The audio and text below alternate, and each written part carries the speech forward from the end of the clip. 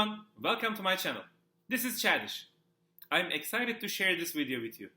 I'm going to introduce another interesting topic and hopefully you will feel inspired. Before we start, don't forget to subscribe to my channel and share this video with your friends. Today I'm hosting Moshe Aelyon. Moshe is an experienced expert who is focused on creating unforgettable human connection created between hospitality brands and customers. He has lived in the US for 35 years and started his career in fashion world. For the last 25 years, Moshe has been creating experiences in a unique way, from interior design to menu development, even production and guest services. He created these experiences for high-profile people like Bill and Hillary Clinton, Paul Newman, Stewart, and also for multinational brands like Pepsi, GE, Miramax, and LG Electronics, to name a few. Today, Moshe is going to take us to a journey in experience-driven hospitality and show us how to create incredible moments with small touches. Let's see what he has to say. Moshe, how do you define experience-driven hospitality? Experience-driven hospitality to me is a way for most brands, not only hospitality brands, but for all brands to create an experience for their clients.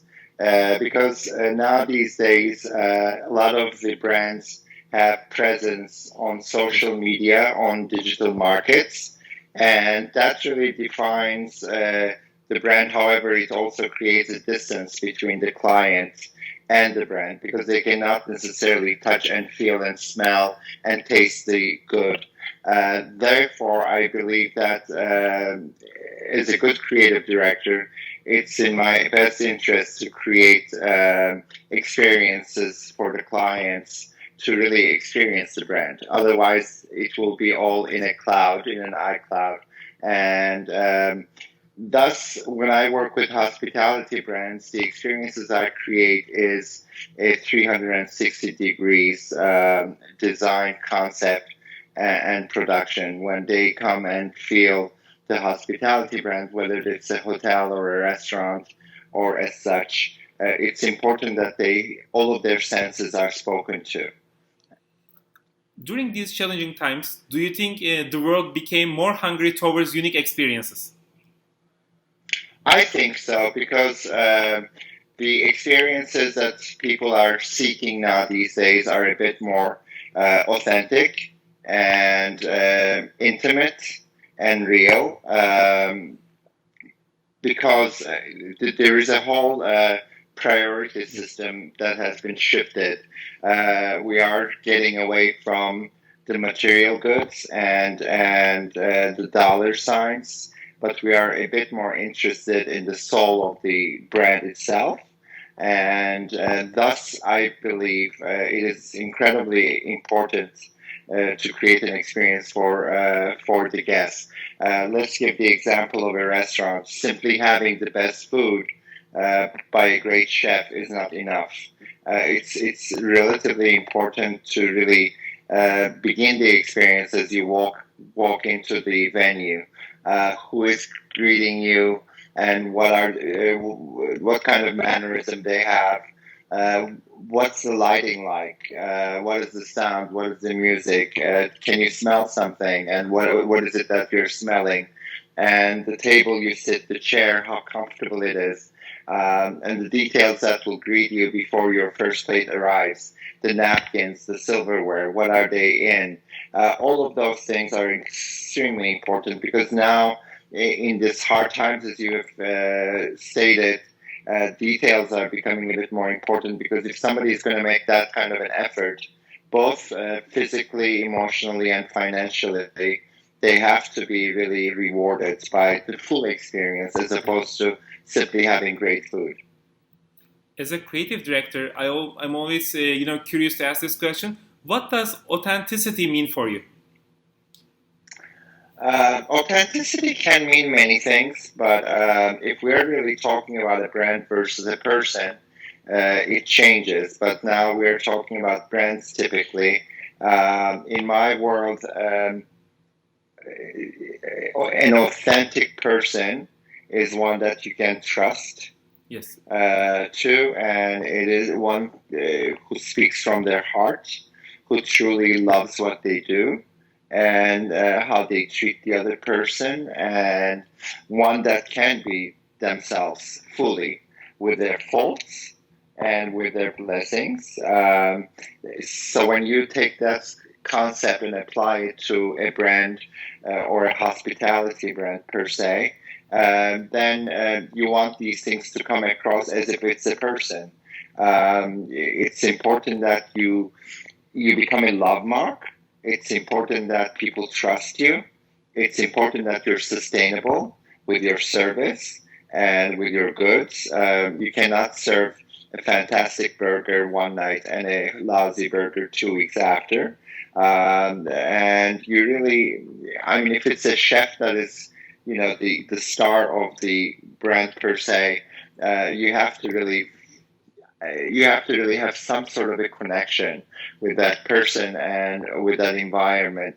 That is authentic. I mean, we see tremendous examples of it throughout the world right now. I think with the farm to table movement, we have seen more down to earth type of chefs and services and restaurants, as opposed to in the 80s and 90s, these nasty personalities and really big diva chefs were being adored. And those type of brands don't have a place in marketplace today. Nobody's interested in being treated like a second world citizen when they enter a venue. So to me, authenticity is just being real and accessible and honest. And honesty comes also with the product. Thus, everybody is trying to use sustainable and green products that are just local and fresh. Everybody is interested in not having huge carbon prints. And these things are just really a way of creating authenticity for the client. I'm also, curious about one thing. I know that you are making discoveries. You are visiting different restaurants and cafes. Did you kind of, come up with any, unique recently? Like, wow, this is a really genuine one. I wish I discovered this place before. Something like this. Well, for me, honestly, yes. The reason I have this hashtag for the last 2.5 years, which is Keşfetmeye değer in Turkish, translated to English, is worth discovering. That to me is my journey of being born and raised in Istanbul, however, spending 35 years in the States, and then coming back at age 54 back to Turkey, to motherland per se. I really wanted to discover Turkey, not only hospitality venues, but also arts and artisans and various individuals that I find to be creative. So while I'm discovering them, I am looking for something that is from the heart and different. I have been blessed with a career in luxury markets, so I know how to feel when I enter a 5-star restaurant. That is not boring to me, but it's a bit of a concept of the past. I'm looking for more down-to-earth and accessible experiences that are just truly unique and real. To answer your question, do I come upon a lot of these experiences? No.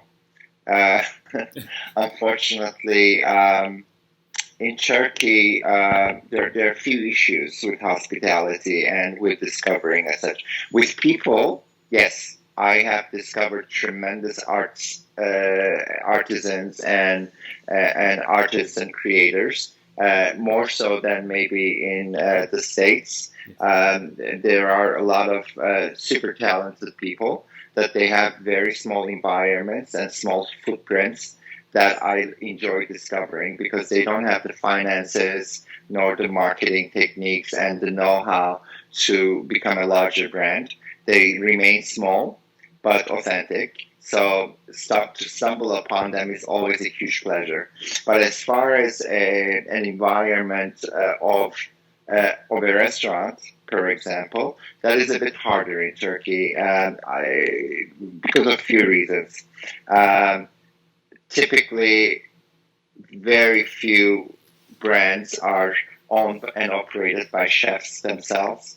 It's usually a chef and a sponsor or a company behind it.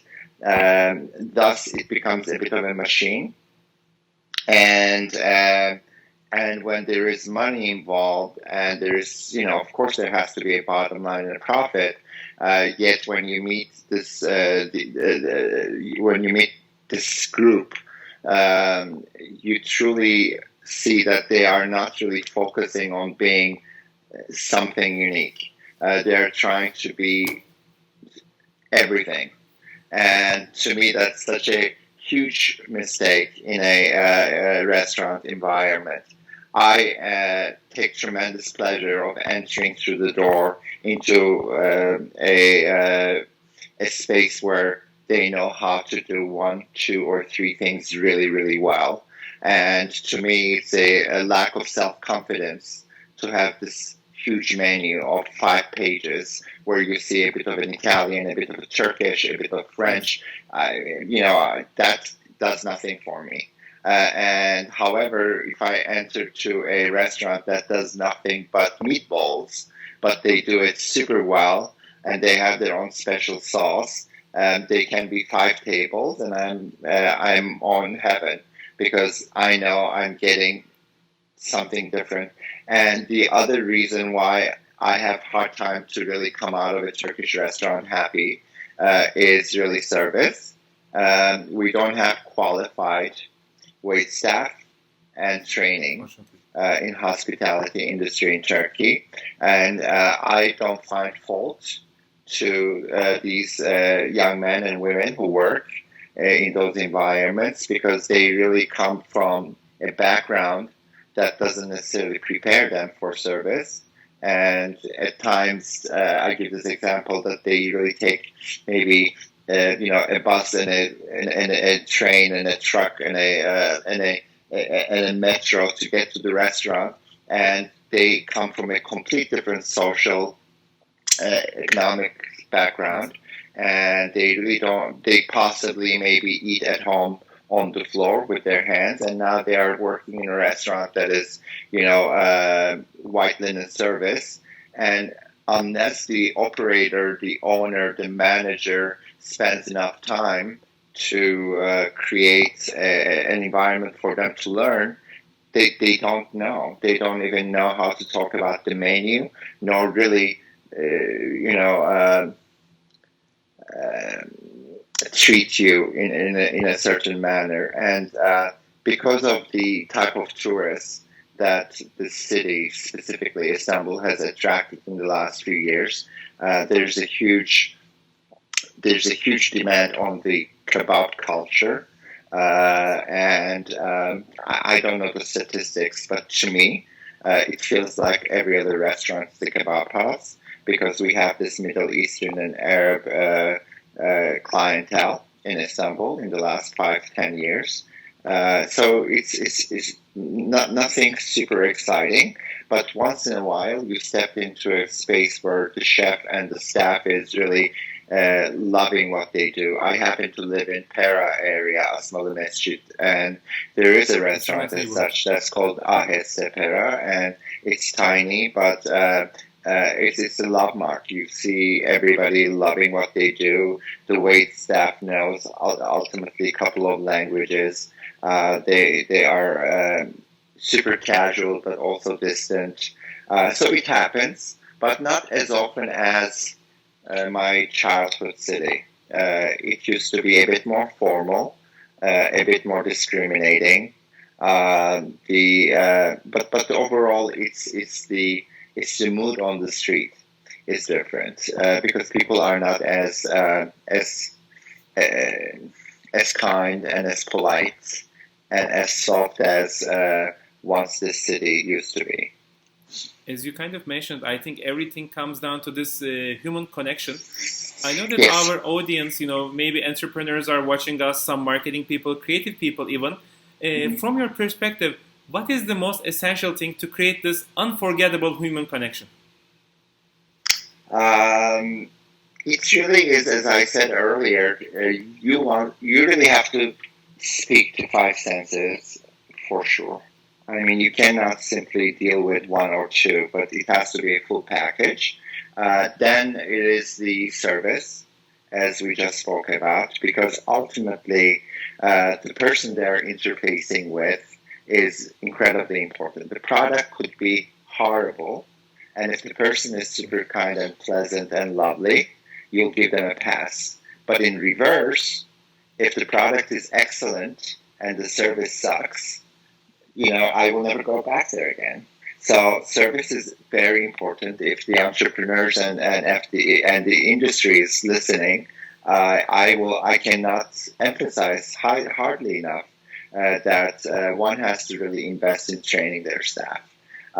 Beyond that, I think people are surprised. I mean, my way of creating an unforgettable environment, because I've been in special events industry for 25 years, so I truly create experiences, although it happens to be only for one night, but it's a long amount of time. My way of designing an event and an experience, whether it's a wedding or a corporate event or a social event, is truly, besides trying to be hyper creative, I try to be also incredibly human, and I put myself in the shoes of the guests and truly walk the party as I'm designing it and I'm putting it on paper. Because you have to really first identify the length of the experience. If it's going to be a wedding per se in Turkey, is almost a 10-hour experience. At 6 a.m., guests arrive, and then there is a civil ceremony, then there's cocktails, then there's dinner, then there's dancing, then there's after party. When you put all these together, it's 10 hours. So you cannot have a 10 flat hour program. It has to be like a symphony. It has to really start slow, and it has to create a height and reach a crescendo. So I'm talking about a 10-hour experience. But if this was a 4-hour experience in a restaurant or in a hotel, my way of really creating these experiences, first of all, you have to give options. You cannot simply, for 4, 5, 6 hours, assume everybody will be sitting around the table. Thus, I designed the room with options. What does that mean? That means that some people are going to stand up on a tall table and have a cocktail, and maybe some will be seated, and some will be maybe lounging on a couch. So you really have to create a multifaceted, multi-experience. It can't be solely one experience. And then as they arrive, what happens? What type of music really receives them? Are they receiving a cocktail? Is that a signature cocktail? What is it? What is the theme of the dinner? And is the dinner's theme match the environment? For me, an experience and taking somebody away for 4, 5, 10 hours is affording them a trip. So the very same way you get on the plane and you're going to Mexico and have a very Latin, warm, and fun experience, it's not going to be, you're not going to be there only for an hour. That trip is a 2-day, 3-day weekend, or maybe it's a week vacation. So one has to really create various levels that really will change. And from the back of the house, since you said the industry might be watching, it's incredibly important to have a very, very strong strategy and a plan on paper that affords you to anticipate everything that's going to happen that night and take care of it on paper so everybody knows how to follow it. It's not a good idea for those 10 hours to fly by the seam of your pants and really problem solve on the spot. Yes, we are incredibly equipped to solve problems because it's human condition. You don't know what's going to happen throughout the evening. However, for me, a seamless event is very important. in the experiences I create, there are no holes. What I mean by holes is there are no pauses, because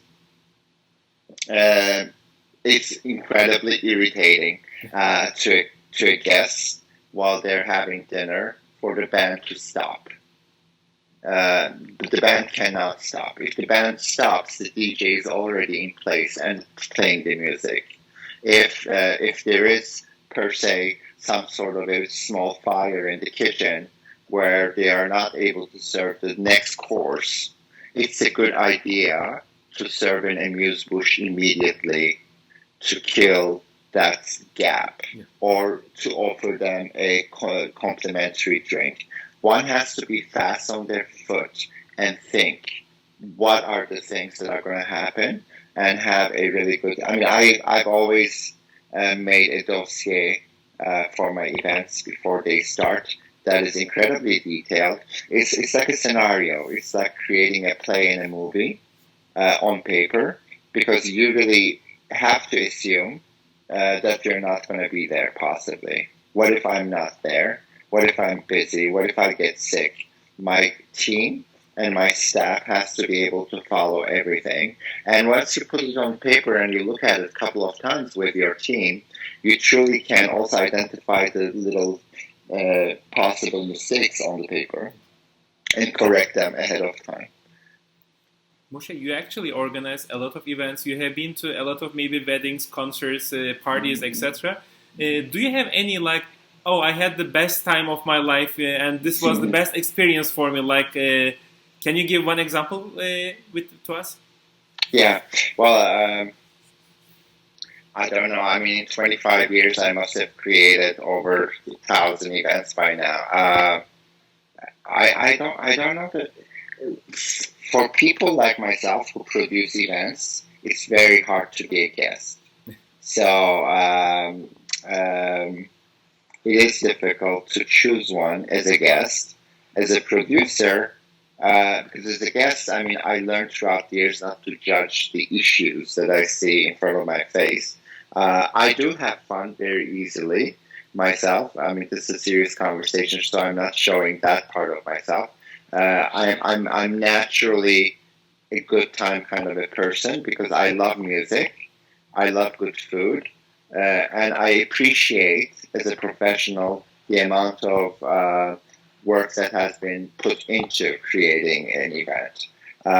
As far as the producer, what have I enjoyed? I mean, recently, one of the projects that I enjoyed the most was a wedding that we did in Turkey. And the company that I used to work for is a special events company as well, and a floral business, etc.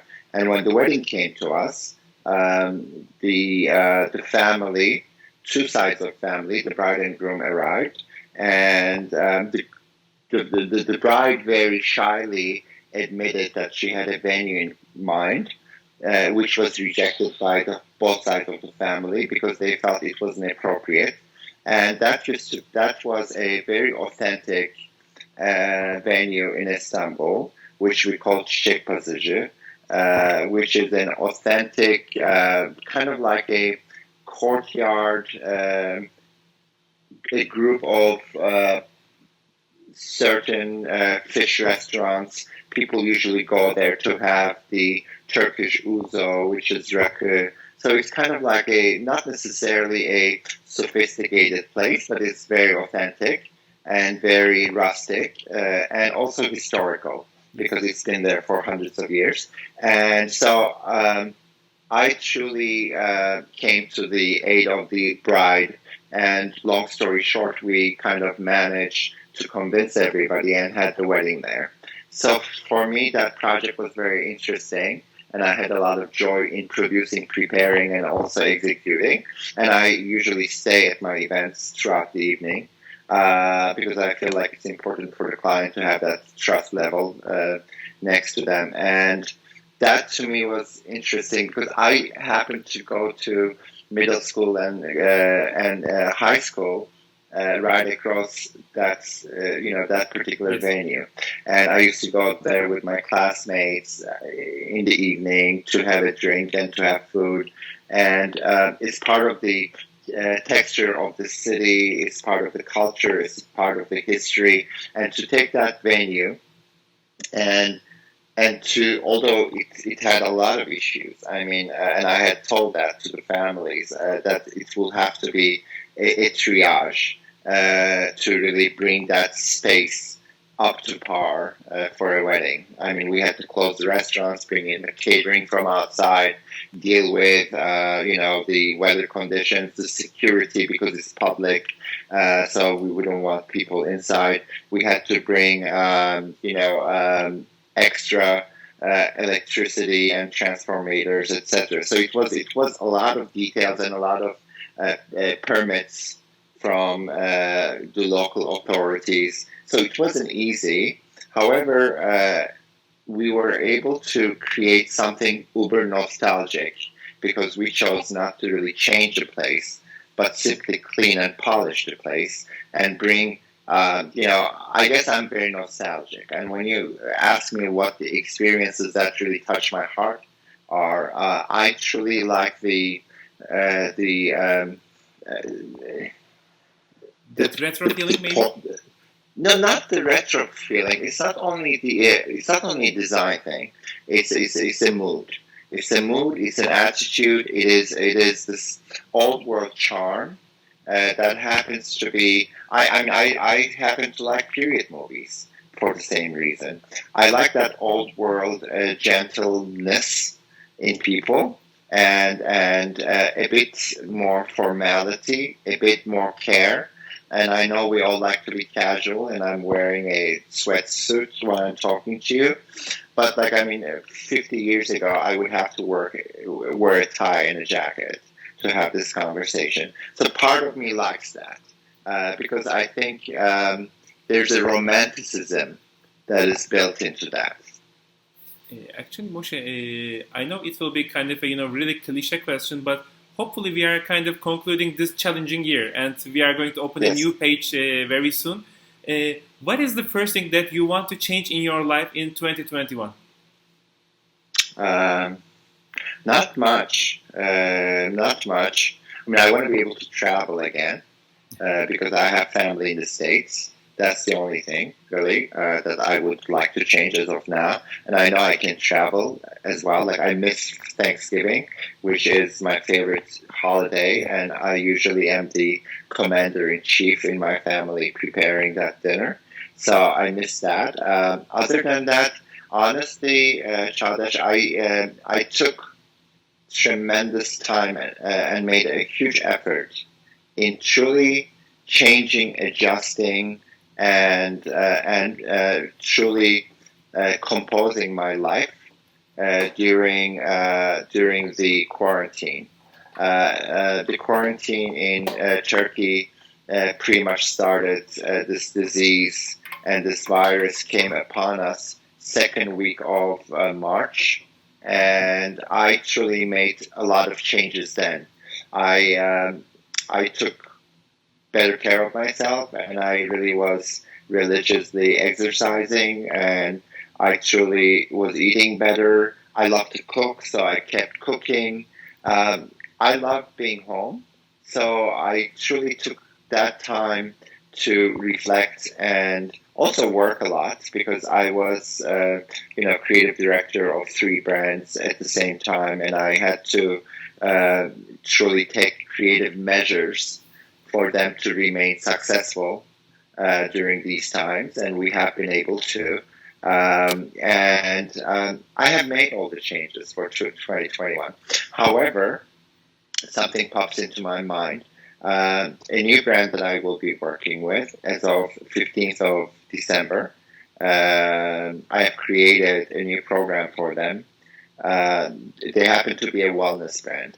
They have, and it's an aromatherapy brand. And so with them, I will be creating content for the whole year. And my concept, which I had developed years ago and never used, is called 365 Rituals. So I will be closely I will have to pay attention because I'm going to be creating this content and I'm the face of the content.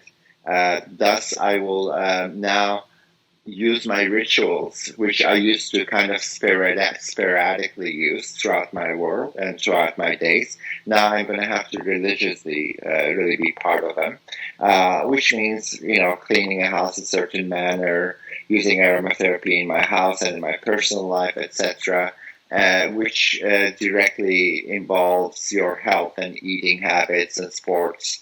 But I'm looking forward to that because the reason I had created Rituals 365 years ago was that I truly believe, and this is, pre-COVID, I truly believe in hard times, whether they happen to be emotional, financial, etc. And rituals really anchor you if you choose so.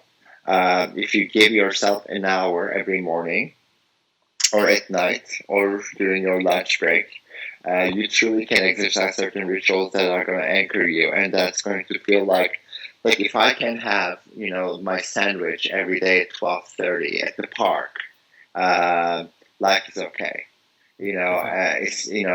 So that's something that I'm upon. Is coming upon me soon. So maybe that will be the change. It's not a new information, but because of this project, I will be implying it every day. I will have this question to you. Have you ever been to Canada, by the way? I have. I went to Vancouver first years ago when I had come to U.S. when I was 19. As soon as I graduated from high school, and I started really learning English, and then transferring to college once I learned a bit of English. And the very first year I went to Vancouver. And then I went to other spots. I like Canada a lot. And the college that I went to, which happened to be in Southern California, most of my classmates were from Canada. I don't know why, because I think it was close by. British Columbia and U.S. closest place was LA, so they came to LA to study. And I really liked the country and the culture and the people. I mean, the kindness and the softness, etc., that I mentioned that's missing from today's world, I used to find it there. And also, I'm a Frenchophile. I mean, I went to French middle school and high school. Thus, in my formative years, I was really mostly molded by French culture. So the bilingual environment and seeing the traces of French culture mixed with, something that I was familiar with, which is the American culture, I found it to be a great combo. And Moshe, I'm really, hoping that you visit, especially Toronto, and there is a really good Neo-Anatolian cuisine restaurant. I believe you will like this place, and hopefully, Okay. Maybe visit Montreal to experience the smoked, meat. I will. I'm looking forward to it. As I said, the only thing that I hope changes soon is that everybody gets healthy and this pandemic is over and we can resume our lives, traveling and seeing our loved ones and keep discovering. Moshe, thank you very much for all these, good information. It was really nice chatting with you. Çok teşekkürler and merci beaucoup. Thank you. Have a good night. Thanks for including me. I appreciate it. Thank you. I hope you enjoyed this video. In the next episode, I will host another guest with another interesting topic. Please don't forget to subscribe to my channel and share this video with your friends. Till next time, take care and always go with the flow.